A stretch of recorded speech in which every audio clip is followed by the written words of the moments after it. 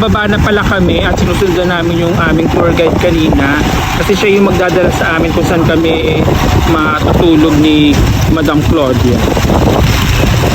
Nandito na pala kami sa aming beach house sa may barangay Paltik dito pa rin sa Dingalan, Aurora. Ang coping here ko. So, room tour. Dito kami sa Edit Cabin House. So ito, ayan, nakuhaan namin. 2,000 siya isang gabi. So bukas ang uwi namin, aircon siya sa loob. Pag hindi aircon, 1,000. So ayan sa dagat na yan ang Jaja. Yan si Madam Claudia. Madam! Pasok tayo sa loob. So ito ang loob. Akit tayo sa taas. Muna kayo.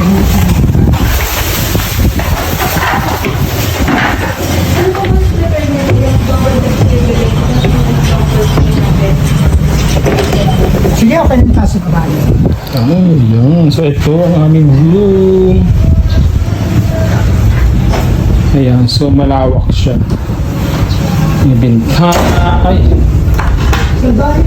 sorry. Ito ang aming cottage. Ay, tatawag dito. Ito sa labas. Ayan, dagat na yan. Ang ganda ko. Gusto ko 3 araw dito.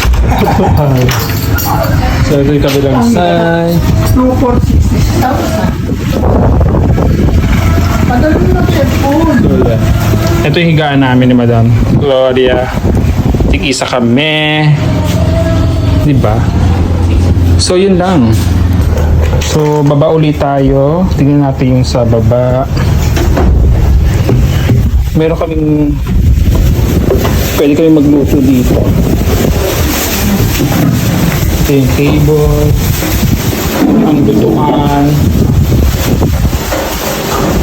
May washing machine.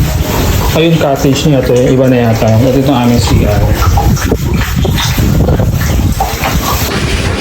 So, yun lang. Ang room tour dito sa aming cabin house sa Barangay Paltik. Dito sa Dingalan, Aurora. Sige na. Bye-bye.